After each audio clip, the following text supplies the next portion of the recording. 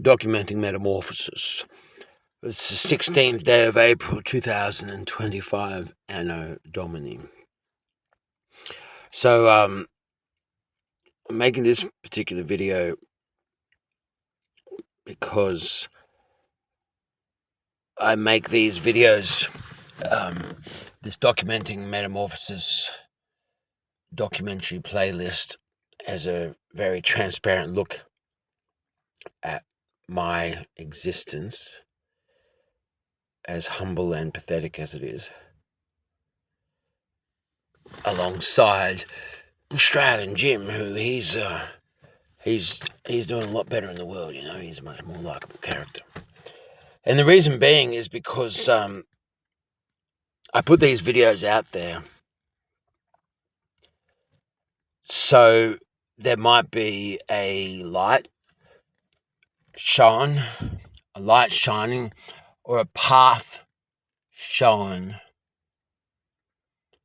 or a process shown through me that other people can find themselves through my processes and through my struggles and through my having to work things out by myself. Fundamentally, what it comes down to is any person who's thinking about committing suicide, then I'm offering you ways to be able to look at your shit and deal with your shit in ways so that you don't commit suicide. Because if you commit suicide, then you're counted by the masters and put straight back into a body within a couple of hours of our time. That's all there is to it. And whatever choices you made to put yourself into this incarnation now, then those are the choices that you have as your power. But if you kill yourself, you break that contract with yourself and with God, you're counseled by these masters and you just put straight back into a body. And it's a lot harder. So that's what this is about. Inspiration to people so that they might not feel inclined to kill themselves. That's why I do what I do. Suicide prevention. And do I need to spell it out why I'm doing this? Like why I'm making this video right now with that message? Do I need to spell that out? So my life has been quite difficult in a number of different ways, but it's also been extremely blessed in a number of different ways. So I'm taking this blessing now. I'm getting out of this car and I'm going to walk down to a piano.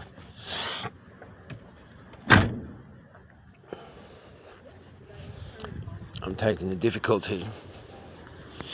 I take the burden. And have this thing that John has been adamant about this point, and he's said so many times. Like, this is the only thing that matters. Everything else that we have to do just gets us through the day, just gets us through life so that we survive. But what matters, and it comes down to the only thing that matters, is the art piece that you made, the poem that you wrote, the song that you wrote, the music that you composed, the piece of art that you put your expression into, with all the different motivations that it was. And here we go. So we've got this piano here, this wonderful auditorium, provided for by the state. I did not know this was here. This piano has been very healing for me. So John was talking about mystery last night, saying like the mystery is in life is this massive thing. It causes this agon, it causes this wonderful stuff to develop yourself, but it also it can cause confusion.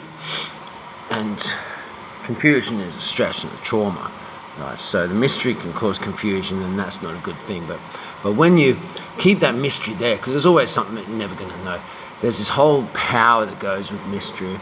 And then when we talk about mysticism, mythology, something bigger than you, something bigger than the cosmos, and it's a creativity, and then art, as in the interpretation and the expression.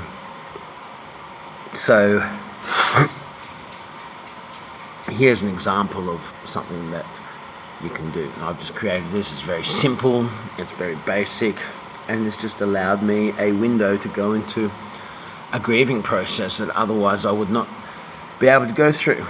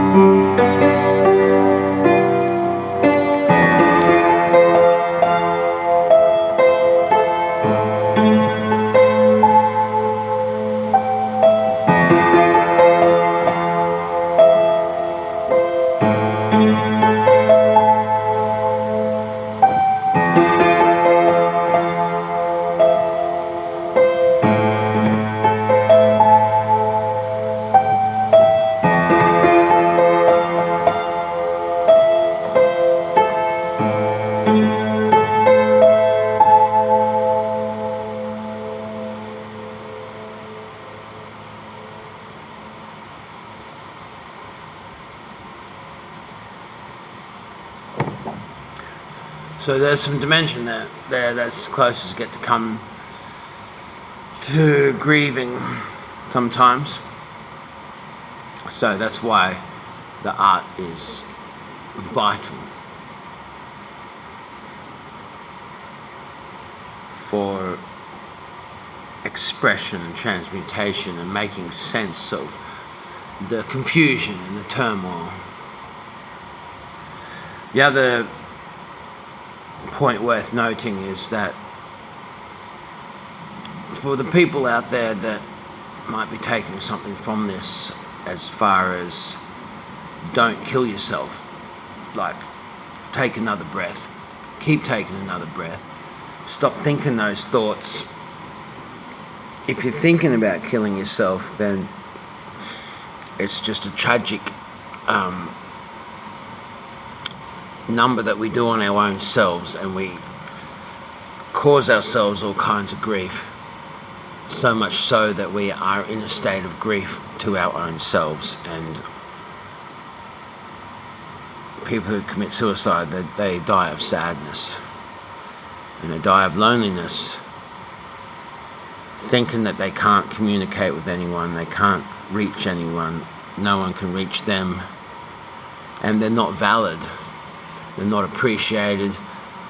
Like, if you know anyone in life and you haven't been absolutely horrible to them, you haven't been imposing your will over the top of them, you haven't been abusing them, if there's someone in your life that you know that you have not fucked over, then if you commit suicide, you will affect their life as tragedy. That's all there is to it. It's worth noting that we put out what we put out into the world, and it is the people closest to us that then tell us that we are being self-centered and we are being narcissistic and we are being all kinds of psychopathic.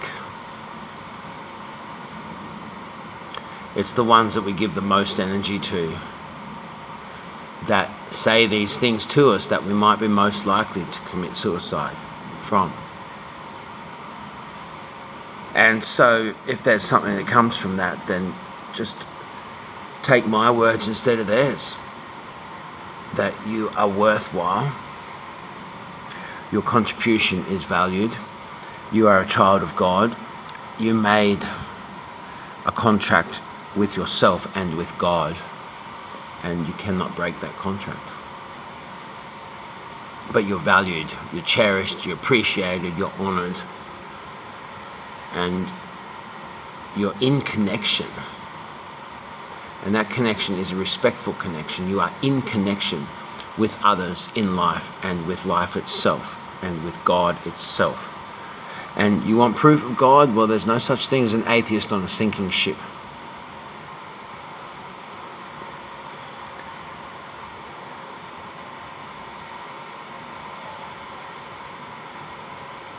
So those times that people say things that are unsupportive, and people, you know, if you're putting stuff out like this, like the whole point of this, I get told these things by the closest people to me, or the people who apparently were closest to me, you know. But it's a thing, you know, like the closest people to you in your life and your immediate family are going to be the ones that say the most unsupportive things to you, that call you the most horrible names, that are going to be the ones that become cynical about you and blame you for how they feel, and just going to be the most horrible. So just don't even bother with immediate family. Just don't. If you're an Australian, if you live in the West, if you live in the Western first capitalist world, then just don't. If you're going through shit like this, do not say anything to your family. Don't. Just don't even interact with your immediate family. Just don't. But I shouldn't say stuff like that. But there is something there in it, you know.